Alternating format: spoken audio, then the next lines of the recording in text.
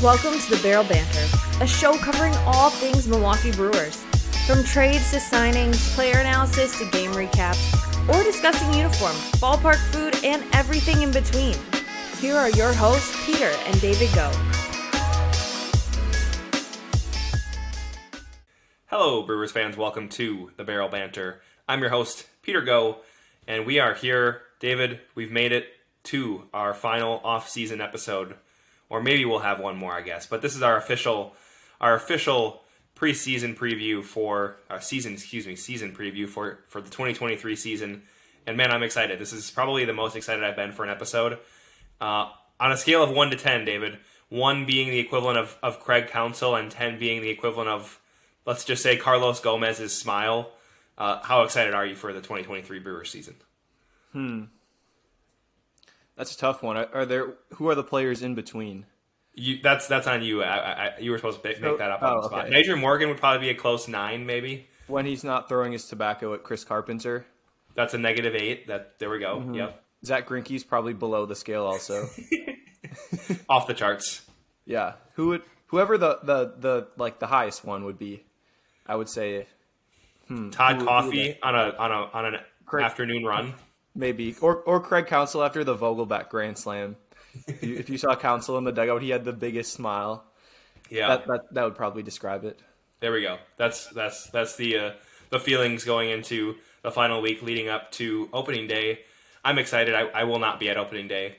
Work gets in the way of that, but I will be there April 8th for the Giannis City Connect jersey, which I'm actually really excited to get my hands on one of those and get a chance to see the Brewers. I'm pretty sure they're playing against the Cardinals too, so I'm excited. I think it's going to be a good run.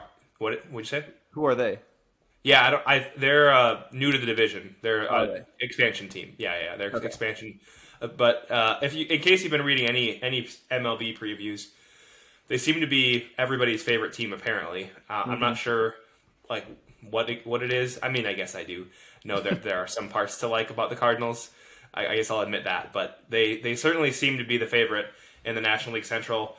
I think everybody just has too short of a memory. Like they forget how good the Brewers were in 2021, or the fact that the Brewers are the Brewers, and during the Craig Counsell era, we've outperformed every year. But the Brewers won 95 games in 2021, followed it up, of course, with a disappointing 86-win season last year. But I think that everybody's taking way too much stock in last year, and last year did not go very well, and we won 86 games. So I don't know. We'll get more into that. I'll get off the soapbox now.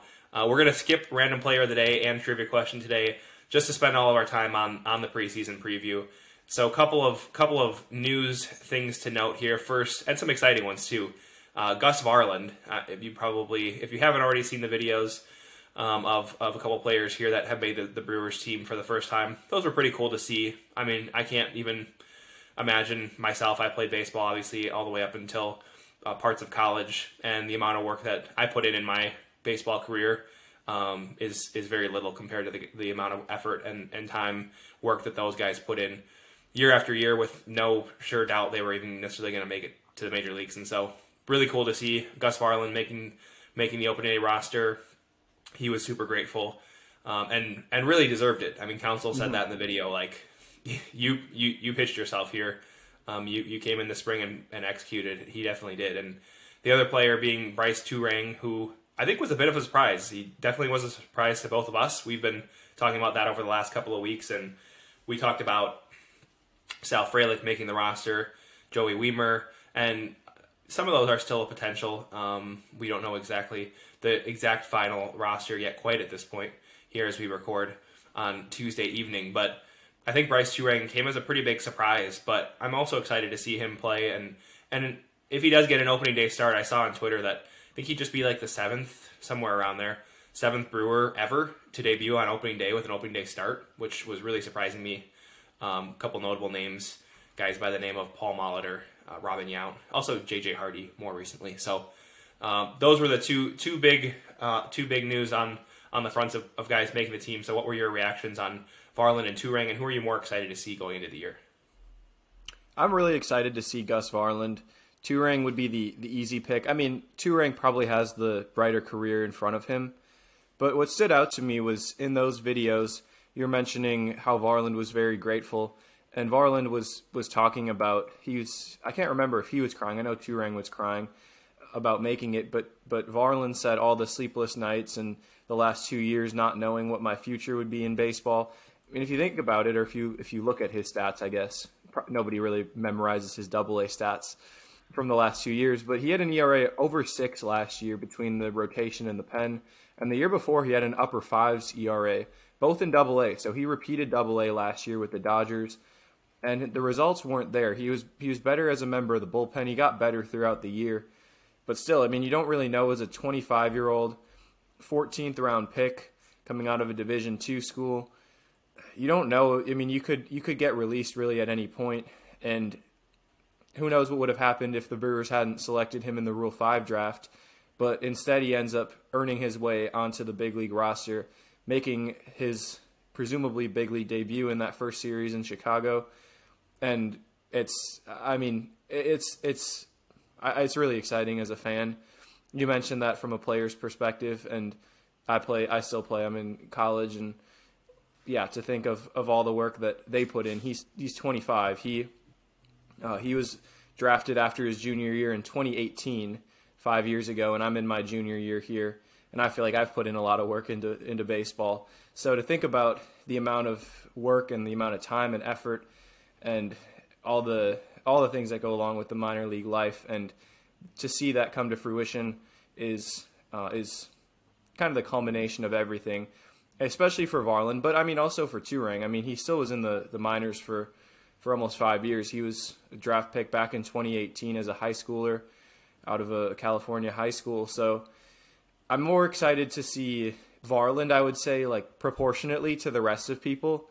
But I think Turang has the brighter future ahead of him. But I am really excited about Varland. I do want to make that clear.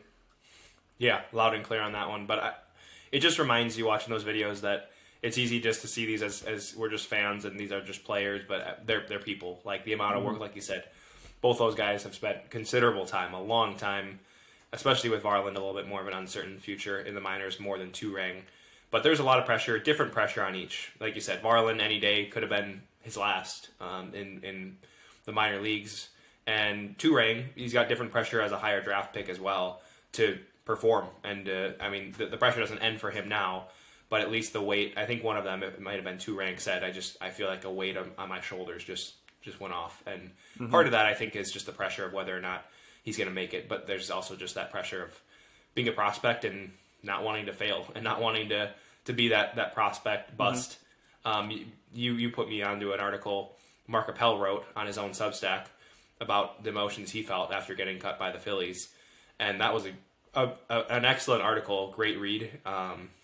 Maybe we'll share that out on Twitter, even though it's not Brewers related. It's just a really good article, and you don't get a chance to hear that level of depth from players normally, and so it was a really cool article and just a reminder that, like I said, these guys are human, and they're more than just players on the field. So, and in the same way, we were mentioning how it's so exciting to make it on the opening day roster, and it's the culmination of everything. But what makes it, I think, especially tough for someone like Varland is, think about another Rule 5 pick, the guy that we probably mentioned more on our show than anyone else, Colin Walsh.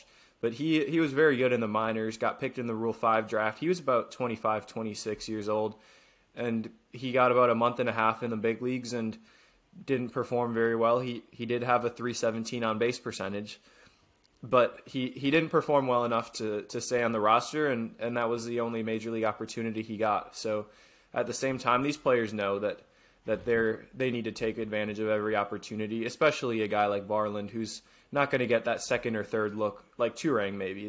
They have very different expectations, and they both have pressure, but in a very different way. Yeah, that's a good point. And I will say, not to disappoint David, but we did not receive Logan Schaefer in a trade for Luke Voit. I know we were talking about the potential of Luke Voit being traded. I was vehemently opposed to it. And the Brewers came through. They did not trade Luke Voit, and they instead re-signed Luke Voit to a one-year deal. So he'll be returning with the Brewers, likely as that platoon partner with Rowdy Tellez. Surprisingly enough, Keston Hiura, we talked about, of course, a lot on the last episode, was kind of the Keston Hiura goodbye podcast episode. And Keston cleared waivers. So we both figured a team would claim him. I'm really surprised that nobody wanted to take Keston. To me, there's definitely some upside. His salary's I think 2 or 2.2 million. I mean that's something, but it's not substantial.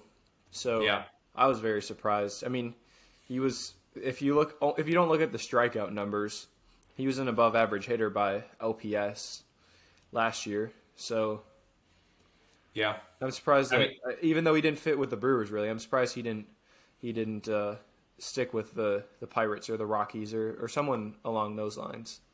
Yeah, Rockies would be probably a halfway decent fit. But yeah, I mean, we don't need to spend too much more time. But I guess there's a chance we'll see Keston back.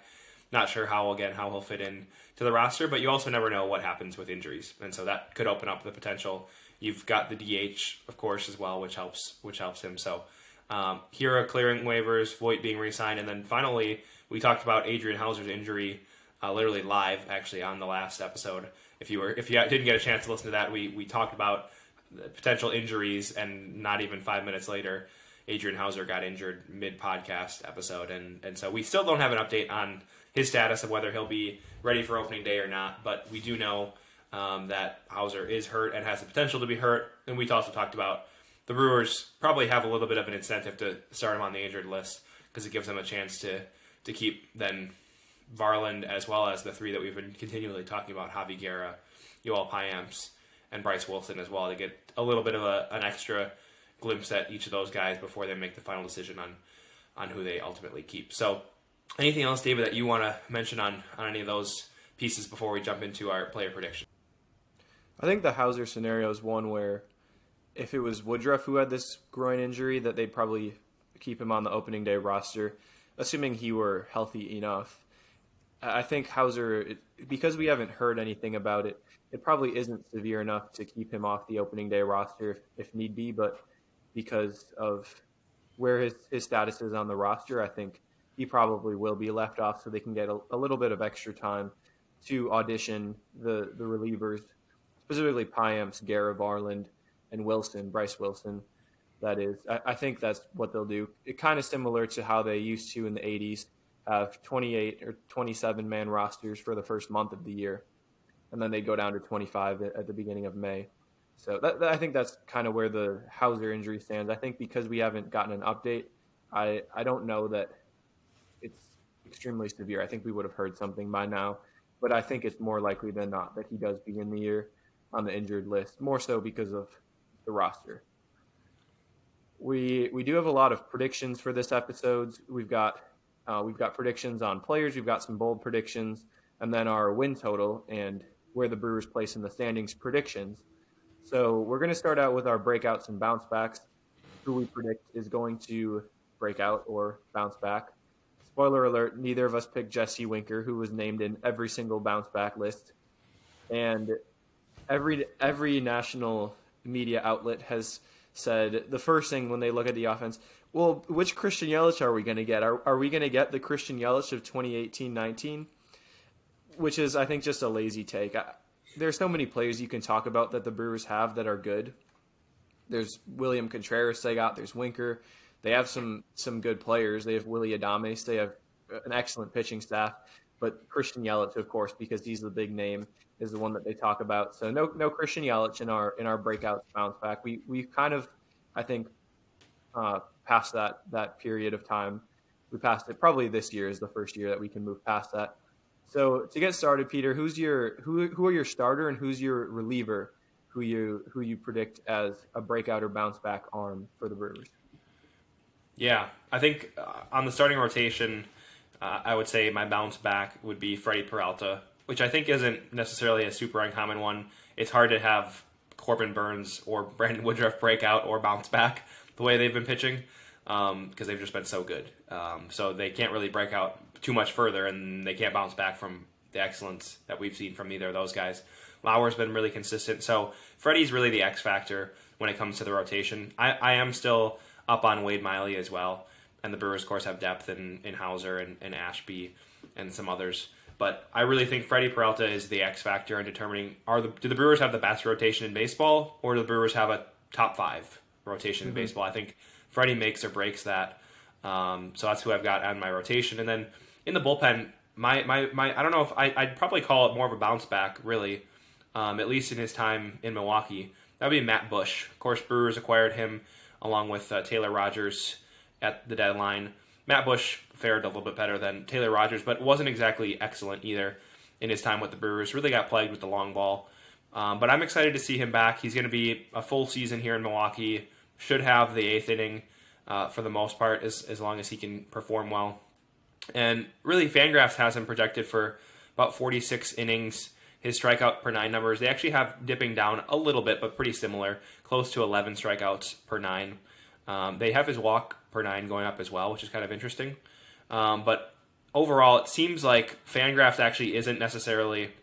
They last year, Bush 3.47 ERA across his time with the Brewers. I should say the whole season, 3.47 ERA, both teams. And they've got him projected for a 3.89 ERA. I actually have him going the other way. I think Bush is going to have a better year this year. I know he's older. I know he's an older arm, but he never really settled in to Milwaukee. And I think giving him more structure and that 8th inning role, we might see a more traditional 8th, 9th inning that the Brewers, in some ways, haven't really had. I guess Williams and Hader, but to some degree. They were decent, but they did have pretty defined roles. But that wasn't a super long time where we had Josh Hader as a one inning closer and Devin Williams as the 8th inning guy. But I think Bush and Williams can be a version of that for the Brewers this year. Mm-hmm. I think the thing that people don't talk about with Matt Bush either is it was the first time he left the Rangers organization in what he was there for 6 years, I think. 7 years. It was the first debuted organization that gave him a chance after his prison sentence.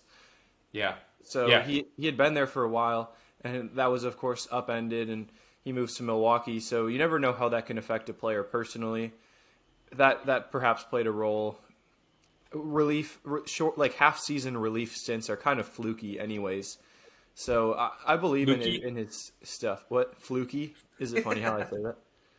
Fluky? I didn't know that was a word. Yeah, it is. Fluky. Okay. I'll take your word on it since you've obtained or achieved more by chance than skill. Okay. Freshmen. There we go. Synonym serendipitous or providential. There we go. So on that note, David, who's your starter and who's your reliever? My reliever is Gus Varland. I've already talked about him for some time, so I won't spend additional time talking about Augustus James Varland. But I will talk about Freddie Peralta because, like you had mentioned, like you had brought up as your breakout or bounce back, Freddie Peralta is a big X factor in this rotation. And the numbers that I want to lock in on are his expected ERA. So expected ERA is based on a combination of strikeouts, walks, and then how hard the ball was hit off of him. So that's what you want as a pitcher. You want to strike batters out. You want to limit walks, and you don't want them to hit the ball hard. His 2021 number was 2.66, and 2022 was 2.70. So essentially the same ERA, expected ERA for him. And then his fielding independent pitching, 3.12 in 2021 and 3.06 in 2022. And that generally is more stable than ERA is from year to year. So it's not like Freddie really was much different last year than he was the year before, aside from health, of course. The health was the question, but he hasn't really been somebody that has failed to be durable. I mean, he's a shorter pitcher.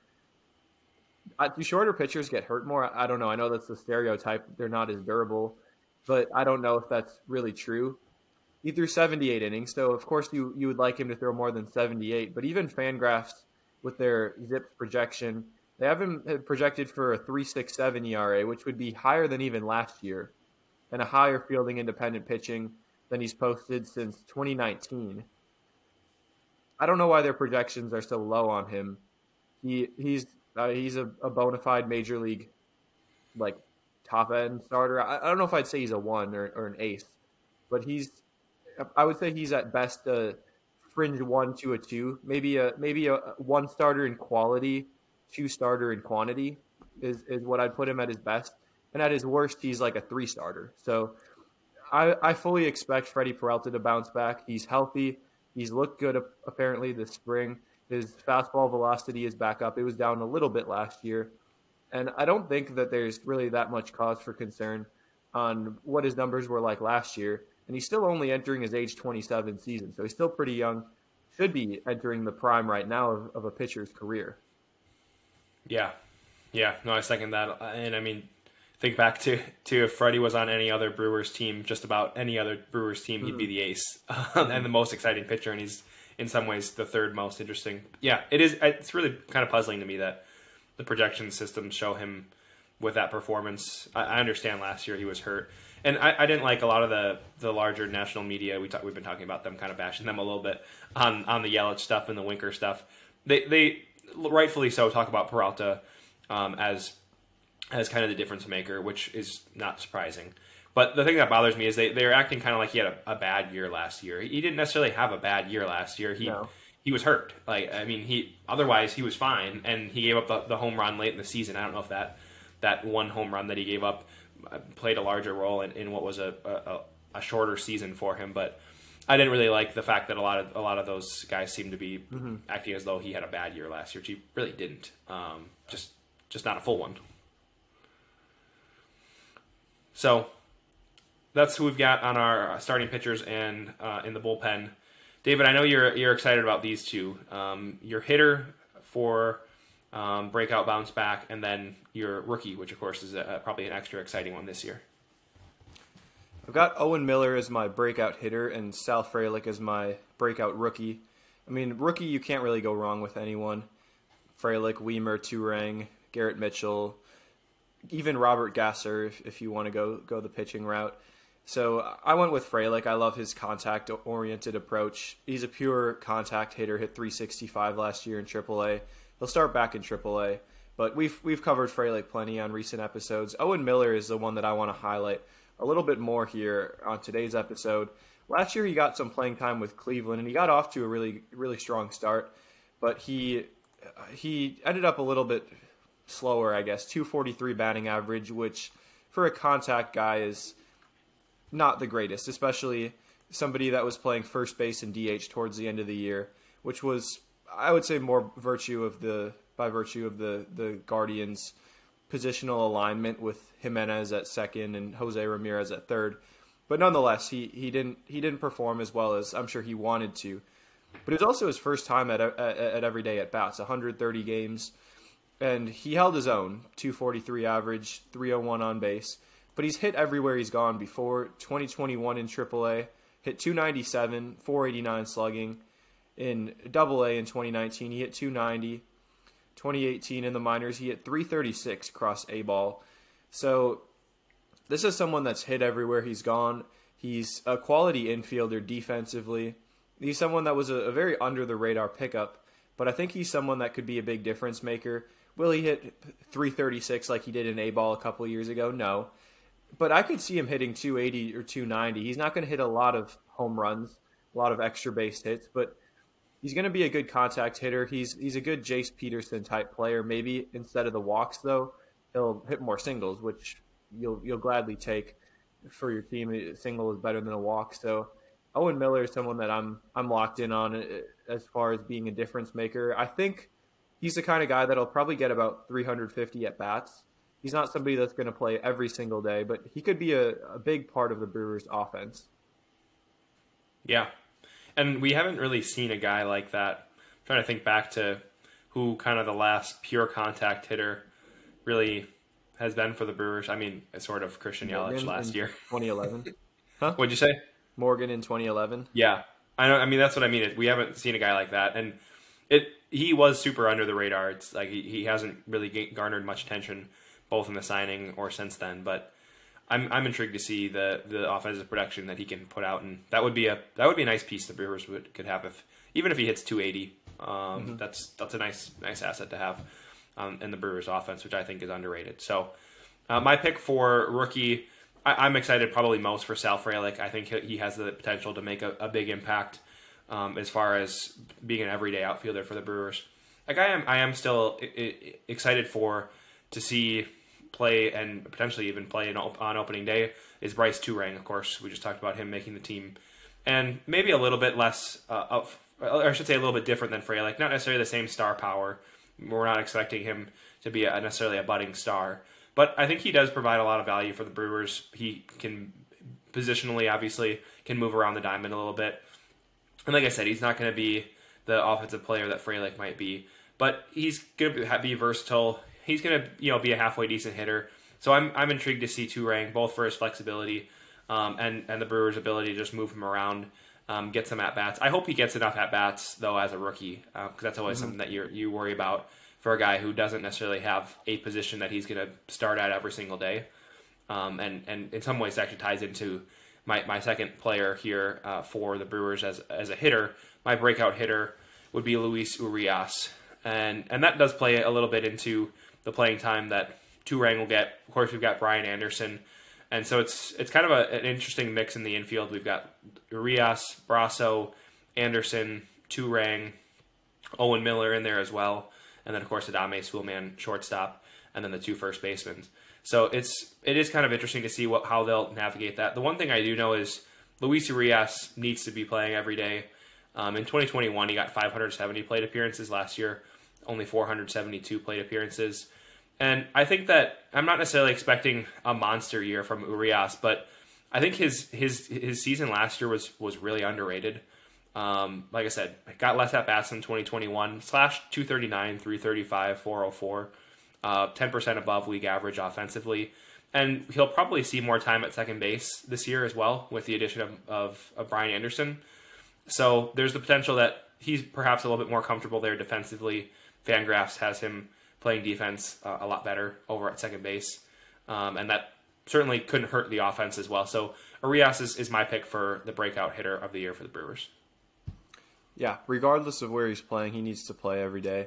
We saw Jace Peterson get a few too many at-bats in place of Urias down the stretch last year. And Peterson, I mean, he was playing through, I think, a torn UCL. And he faded pretty hard down the stretch. He was a key contributor for the team as a whole, but faded down the stretch. And I think Urias, I mean, he finished really strong last year. He got going with Team Mexico. He didn't have an extremely productive tournament, but he had 2 key hits. He had a go-ahead single and a big 3-run homer in their game against Japan off Roki Sasaki. So that I hope that helped him. I hope that got him a little bit more prepared for the year. And he's someone that I'm looking to break out. And like, has he already had his breakout? Kind of.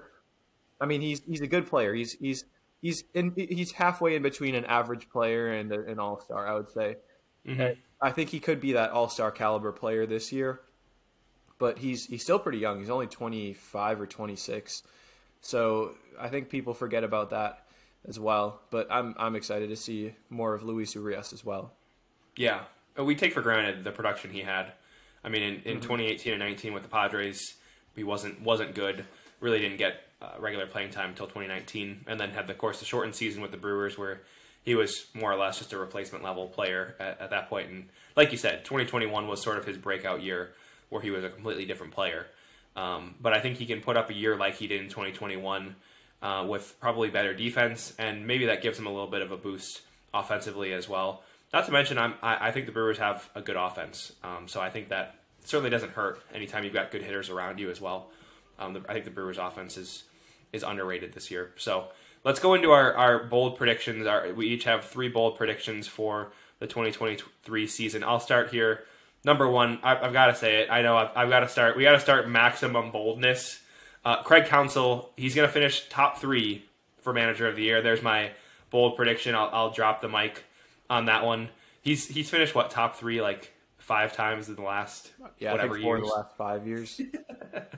So that's you can pretty much guarantee that Craig Counsell will finish top 3, but he won't win. I should put a caveat: he will finish 2nd or 3rd in Manager of the Year. So that jokingly should be my first bold prediction, but I won't spend too much more time on it since I've already spent enough on Urias. But that's actually my first real bold prediction, is that Luis Urias will be the Brewers' best position player, however way you want to measure that. But I think on both sides of the ball. For the most part, Adames has been that player. And not that I expect a big down year from Adames, but I think Urias is going to have a solid year. And I think I could see him being the Brewers' best position player ahead of guys like Adames, Yelich, Rowdy, if you want to throw Winker in there, or even newest Brewer, William Contreras. Mm-hmm. Yeah, there are plenty of guys that you could look at for the title of Brewers' best position player.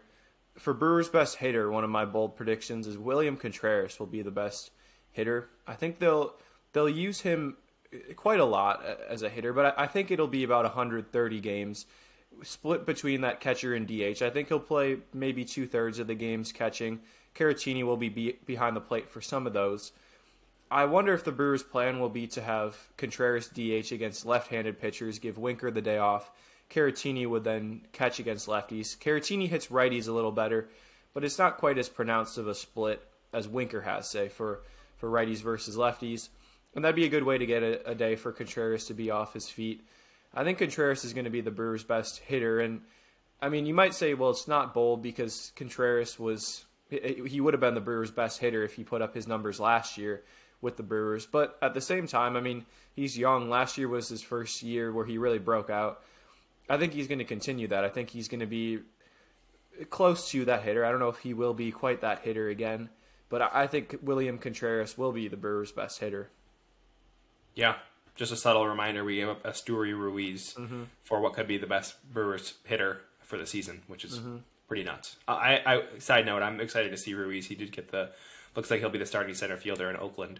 I'm excited to see how many bags he can pile up in Oakland. So that should be fun seeing him. And they designated Christian Pache for assignment, which was surprising. Top 100 prospect last year, top 10 prospect 2 years ago. Never hit. I was looking it up, and if he were, because our friend said the Brewers should claim him, he's an outfielder, he's out of options, probably doesn't make the most sense.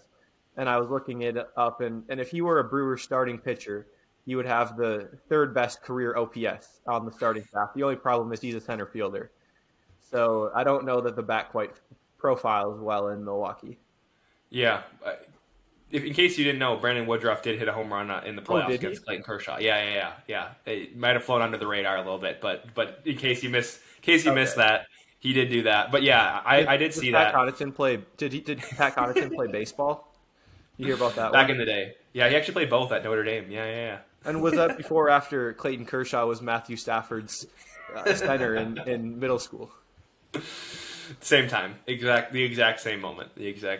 Yeah. No, I did see that, and I was he just doesn't really fit. I mean, you can have a glove for center fielder, obviously, we all know that, but I mean, he's at a different level as far as offensively. Who was it? Was it Jeff Mathis, the catcher for the Rangers, who was put up some of the worst years offensively? Yeah, I mean, he had like a 2 OPS plus. Which means that his OPS was about half of the average OPS, which is code for not good. Yeah. I mean, he caught Greinke, and they had Greinke hit 8th because he was literally a better hitter than Jeff Mathis. So normally they would do that strategically to have the double leadoff, the second leadoff in the 9th spot. But no, the pitcher was actually a better hitter in this case. That's funny. So we talked about Ruiz and his speed. Like I said, I'm curious to see him roaming center field and stealing bags in Oakland. What is your bold prediction? I know you've got one in regards to stolen bases this year. One of my bold predictions is Garrett Mitchell will steal 40 bases. He would be the first Brewer to do so since Jonathan Villar back in 2016 when he stole 62, which this year is going to be probably a big year for the stolen base. We're seeing rates about as high as we saw in the 80s so far in spring training. So I think that would be exciting. Personally, the stolen base might be my favorite play in baseball. So I'm a big fan. And the Brewers might be at the forefront of that. They haven't stolen a lot of bases in the past couple years, but they have Mitchell now. They have Turang, who's fast and a pretty good base stealer. Frelick and Weimer both can steal bases. So they've got some guys that can run. Even Yelich, he stole 15 bags last year. I mean, he stole 30 a couple years back. So the Brewers can steal bases. The Brewers are actually the last team to steal 150 bases in a year, and the last team to steal 250 bases in a year. The former coming in 2016 and the latter in 1992, I think. Fun fact. They'll go in place of trivia. So the Brewers could be back on the forefront of the stolen base this year like they have been in years past. And I think Garrett Mitchell will be at the forefront of the Brewers' forefront of stolen bases, at the forefront of the stolen base movement across MLB. There we go. You got it. Yeah, it'll be exciting. I'd say the stolen base is up there. Probably my personal favorite. This sounds like really lame, but the sacrifice fly, the sac fly, runner on third, and that high. Fly. Oh yeah, walk off sac fly. Like there's just nothing that can beat it because of the moment in time where the ball's just hanging in the air, and that moment nothing beats the walk off sac fly or a guy getting hosed at the plate. Yeah, that's probably my favorite. But stolen bases are a lot of fun to see inning by inning, and they also change a lot of strategy as well in regards to do we steal, do we not steal, who's up, who's on deck, all those things, and it makes pitchers think about too what pitches to throw, how long they take to get to the home plate, all those things. So that should play into it as well. My final bold prediction here is regards to the Brewers offense. I really think the Brewers offense is being slept on because we don't necessarily have the star power the Cardinals have. We don't have Nolan Arenado. We don't have Paul Goldschmidt. Obviously, the Cardinals have two of those guys. But you look at the Brewers lineup and the depth we have. I'm not going to look at the depth we have beyond the starting lineup, which I think is pretty good. The lineups can include William Contreras, Rowdy Tellez most days, Urias, who I talked about, Brian Anderson, who I think is going to have a solid year as well. You've got, of course, still Willie Adames, a guy named Christian Yelich in there, Jesse Winker. And then, not to mention, you've got the likes of Garrett Mitchell, Sal Frelick, Joey Wiemer, who knows, Jackson Chourio knocking on the door coming up this year. I really think the Brewers' offense is highly underrated. I will say it depends a little bit on the production we get from the rookies, but the Brewers finished kind of middle of the pack offensively, even though it felt like the Brewers' offense wasn't that good. I think the Brewers will finish top 10 in offense across Major League Baseball. Not to mention, the Brewers have a top 3, no questions asked, rotation. I think you could make the case for the best rotation in baseball. So maybe I'm giving a hint at my season preview prediction here, but Brewers have I would say the best rotation in baseball because I don't think the Mets stand up. I certainly wouldn't take the rotation going into the year over the Brewers given the age and health. So I think the Brewers have the best starting rotation. I think the Brewers offense will be about top 10 in all of baseball. And the bullpen, we don't have the same star power we've had in the last couple of years without Hader or even back to 18-19 time frame. But the Brewers always find a way with the bullpen, so it just doesn't really concern me that much. And we still have Devin Williams and Matt Bush at the end of the bullpen, which Devin Williams is still underrated in my opinion. And this is like my first year. I'm finally not doubting him going into the season. So there's my vote of confidence on Devin Williams. So that's my thoughts on my final prediction. Brewers offense will be top 10. Yeah. The other thing is that nowadays people measure offenses by WRC plus or OPS. Typically, I know runs scored is a little bit misleading because everyone plays in a different environment, different ballpark. You score a lot more runs in Colorado or in Milwaukee even than you do in Oakland or Pittsburgh. But one thing that people don't talk about is the base running. The base running impacts your amount of runs scored. So, yeah, I mean, the bigger thing is the hitting. We had a coach back in the day that would say the base running came before the hitting sometimes. But the hitting comes before the base running. Yep. You have to get on base in order to be good base runners.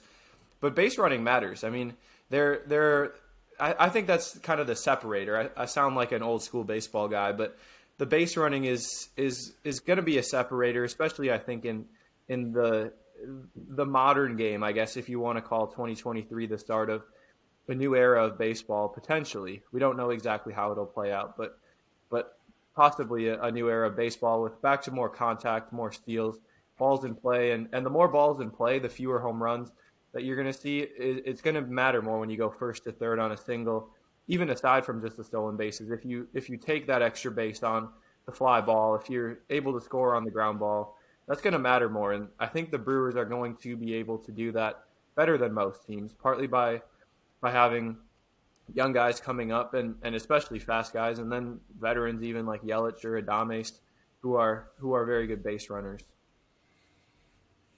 My last bold prediction, though, not about the base running, but it's about the bullpen. You talked about the bullpen, and that is the Brewers finished top 5 in the NL in ERA in the bullpen. I know on paper their bullpen's not the greatest. They've got Devin Williams, Matt Bush, but Gus Varland has 0 major league innings. Javi Guerra has 20, 25 major league innings. Payamps, about 1 year of major league success. Bryce Wilson, not really any. That's half the bullpen that really hasn't had any real major league success, or maybe 1 year combined. And then you've got Hobie Milner and Peter Strzelecki, and even there, they each have had about 1 good year in a major league bullpen. So I understand the doubt, especially from the national media. But the Brewers do always seem to put something together. They always figure it out. They use the first 2 months or so, 2-3 months, to figure out the roles. And then once they do that, then they settle into their roles, and they end up being one of the better bullpens when you look at the end of the year. So I don't really doubt that. The Brewers are really deep in the pen as well. They've got Tyson Miller, who had an excellent spring. They've got Jake Cousins, who's just a year removed from having a 2.7 ERA, and I think he had 54 strikeouts in 36 innings. So he's really good. He's going to start in AAA. Robert Gasser could come up in the bullpen. Ethan Small maybe. Aaron Ashby hopefully will be back by late May, early June. There's Hauser too. So this is a bullpen that I think is going to surprise some people. Maybe we should have brought on a Cardinals expert to talk about why the Cardinals were going to win the division. The Cardinals have a lot of talent. They really do, especially on the offensive side of things. But the Brewers have a lot going on. I think people were left with a little bit of that sour taste from the aftermath of the Hader trade, and they overlooked the Contreras acquisition in the offseason. They overlooked the Winker acquisition.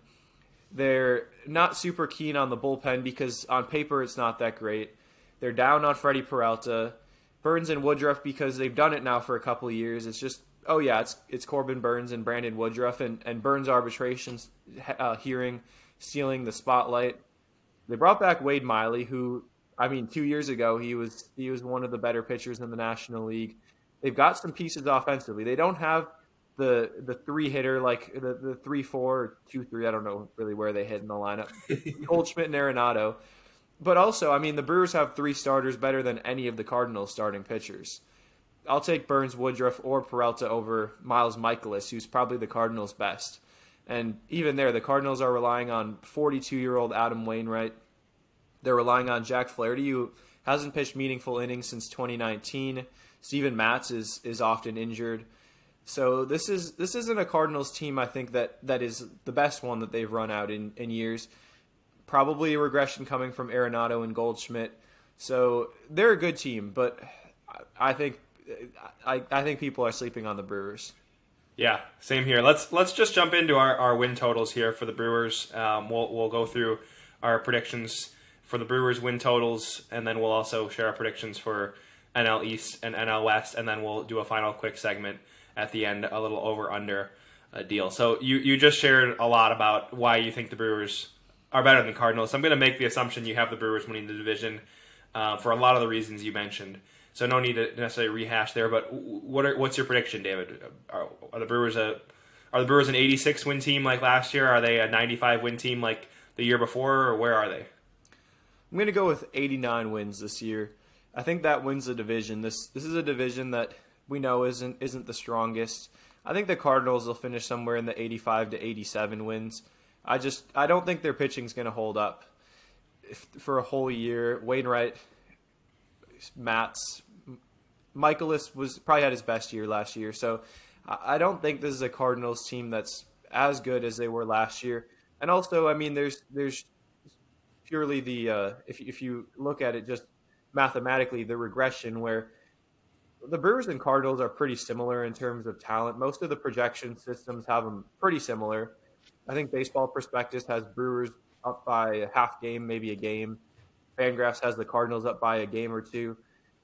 And last year, things went the Cardinals' way. The Cardinals ended up winning the division by a few games. The Brewers faded down the stretch. 2 years ago, things really went right for the Brewers, and they won the division by 5 games. So I think this is the Brewers' year. There's that natural fluctuation. I'm not a big believer in the Cardinals' rotation. I am a believer in a lot of bounce-back years from the Brewers. So I think the Brewers are going to take the division this year. Yeah, I'm with you. I'm with you on that. I've got the Brewers winning 91. I'm even more on the Brewers. I think like I said, reiterating a lot of things I've said. Brewers offense, I think, is getting slept on I think the Cardinals are a bit overrated because of those two stars in the middle of their lineup. And I think the Brewers have the top rotation in baseball. And like I said, if you combine the top rotation in baseball with, I think, a top 10, at least above average offense, with what I think will be definitely at a minimum of above average bullpen, you make a good point too. Definitely above average, probably a top 10 base running team, if not better. You combine all those things with Craig Counsell managing the team, with the Brewers' success that they've had. And I say this every year, but the Brewers team is really built for playoff baseball as well. We don't have the star power in the middle of the lineup, but we've obviously got the star power in the rotation, which plays big into the playoffs when you get a guy like Burns starting game 1 and Woodruff potentially starting a game 2 with a Freddie Peralta in game 3. So I think Brewers win the division with 91 wins. You mentioned the NL Central being weaker. Not only that, we talked about this many episodes ago. If you didn't listen to it, really enjoyed the episode. David did a great job breaking down some of the rule changes and how they'll impact the Brewers. So definitely go listen to that episode. But we talked about the NL Central. We don't get to play the Pirates, the Reds, the Cubs as much this year. And so I would expect overall a lower win total win the division. And I've got the Brewers winning the National League Central. I think they'll be in. I'm excited to see. Like I said, I think the Brewers are built for playoffs. And I think they'll likely be seeing my pick for the NL East. Not necessarily a hot take, but I think the Braves will win the National League East. Phillies, of course, have some injuries piling up. And the Mets are the Mets. I think the Mets will be good. Those three teams are all excellent teams, but I've got the Braves winning the NL East, and I'll take the Padres in the West.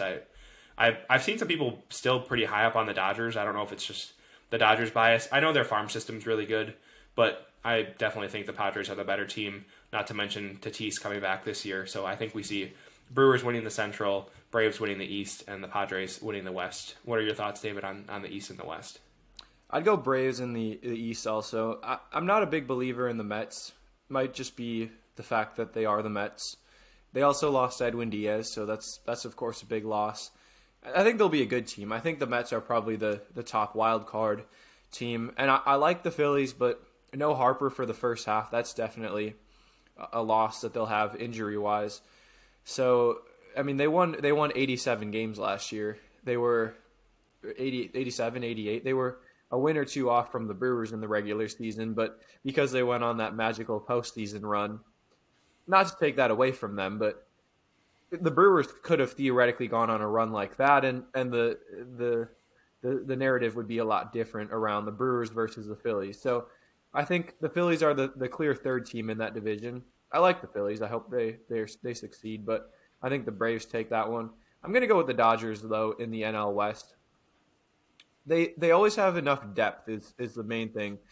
The Padres, they have the high-end talent, and I mean they have as much high-end talent as anyone in baseball. They've got Joe Musgrove, they've got Darvish, Juan Soto, of course, Manny Machado, Xander Bogaerts, Fernando Tatis coming back.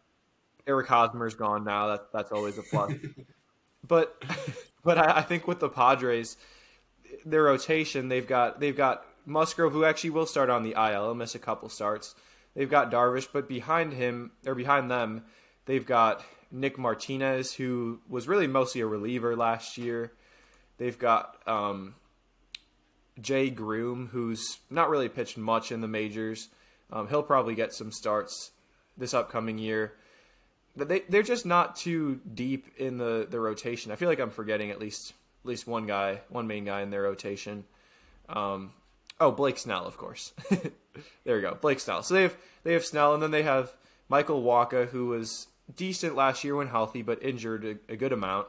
Seth Lugo, converted reliever. Nick Martinez, converted reliever. Cole Hamels, they do have him. So I just don't see them being comparable enough to the Dodgers in terms of depth. So I'll go Dodgers in the NL West.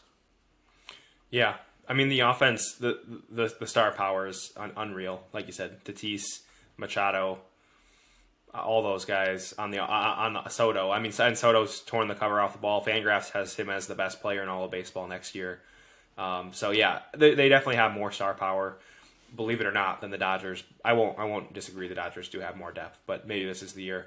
I think not to go down too long on the NL West, but I think Tatis is kind of the X factor. not maybe in addition to the rotation for the Padres, but did they get the same Tatis who hit 42 bombs? I mean, they didn't have him last year. So you had a guy who hit 42 home runs in 2021 and back to the team. And if he can do something like that, then I think that propels them to the title. So and 43-year-old Nelson Cruz. That's true. Who will still probably rake because that's what he does. He didn't last year, but this is probably his last go around. That's true. So let's close out. What'd you say? And Rougned Odor. Oh yes, who will forever be known for one punch. Anyways, over under. Let's finish out today's episode here. We've got 5 over unders. We'll go rapid fire style here. I'll call it out. You say over under. I'll say over under, and then we'll go back after the 5 and talk through just a couple of these. If there's anybody still listening here to our season preview episode here, so let's go number 1. Christian Yelich will hit 20 home runs. David, over or under? Under. Okay, I'm going to take the under as well on that one. Garrett Mitchell will steal 45 bags. Over. I'm going to go under on that one. Jackson Chourio will appear in 1 or more games this year. Go under on that one. I will unfortunately take the under on that as well. Pitching side here, Corbin Burns will finish top 3 for National League Cy Young Award. Oh, over? Yes. Fact or fiction, I guess. Yeah.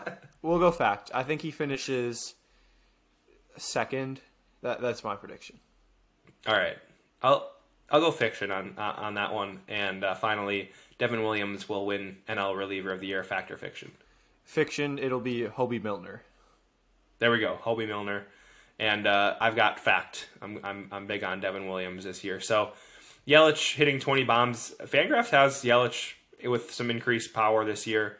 You shared a little bit, David, that his underlying stats have been maybe a little bit better than we've seen production-wise. So I think I'm intrigued to at least see what kind of power Yelich has, not to go down that long rabbit hole. And you obviously talked about Garrett Mitchell's ability to run, to steal bags, and that'll only, of course, be helped this year. And then Jackson Chourio, who's kind of down the line as far as outfield prospects in regards to when we think we'll see them, but still has the potential. I mean, if we look at the ridiculous jump he had last year, it's not unheard of or unthinkable, I should say, to see him on the field this year. It would be a ridiculous run if he did so. And if the Brewers didn't have the outfield depth in AAA and these prospects coming up, I could say that, yeah, maybe we do see him. But with that depth, I find it hard to believe that Frelick, Weimer, Mitchell, none of those guys hit, and they end up bringing up Chourio this year. But I do think that it's likely we probably see him next year. Is that fair? I think so. That'd be my assessment. Yeah. And then Corbin Burns finishing top 3 for National League Cy Young. I feel like that's become par for the course now, which is just ridiculous. Was he a finalist last year? I don't believe so. I don't believe he was. I don't think he was a finalist, if I'm not mistaken, but I think he probably finished around top 5. He finished 7th. 7th, okay. Which he should have been better than 7th. He was better than the 7th best pitcher in the National League, no question to me. And then, like I said, I think Devin Williams will have a good year this year. He's already looked good in the World Baseball Classic. He's way more established, and he's now got that closer role full time. So I'm excited to see him. I think he'll be really good. I think he'll be the anchor the Brewers need at the back end of the bullpen. So I'm excited. This has been a fun episode. This has got me excited. I'm excited to get to a game here shortly and get back to American Family Field in the 40-degree temperatures and enjoy some April baseball. The 40-degree temperatures. What is it, County Stadium? 40 degrees on the walk-in. Sorry, 40 degrees on the walk-in. That's true. I hope you're That's able true. to break that. You and your 24-year-old body walking in 40 degrees for 7.4 minutes and standing in line for, 1.3 minutes while the security yells, "If you don't have a bag, go to this line." Whatever they yell every time. And now it's like nobody has a bag because I they know. don't let you bring anything into the. Gone are the days where we can bring in, where you could have the couple bring it in. And I'm sorry if this is you listening. It was actually pretty entertaining. Like the people who would like pack a full on like picnic at the Brewer game. Like you had the guy next to you who like has like a sandwich, a salad, brings like a side of soup and some chips, and just lounges back and has a picnic from home. Gone are the days. Gone are the days. Now you have to buy your Friday night fish fries at the ballpark. That's true. That's true. All right, David. So we have made it to the end of our season preview, and like I said, had a lot of fun here. David, 89 wins for the Brewers and the National League Central Championship. I've got 91 wins for the Brewers. Telling you that offense is underrated, and I'm excited. It's gonna be a good season. We're gonna have you covered here. We're gonna have a blast doing it as well. So with that, like I said, we'll be back one more time here, I believe, before opening day, but it'll be right upon us. And as always, this is Peter and David Go signing off. Go Brewers. And as always, I was incorrect here. Brewers opening day coming to you Thursday. We will not be recording another podcast before opening day. So cheers. Enjoy the time at American Family Field. We'll have you back after opening day. Apparently, I've got to get better with scheduling on David. So cheers to you, all the Brewers fans. We'll see you at American Family Field this year. And now, as always, this is Peter and David Go signing off. David, go Brewers.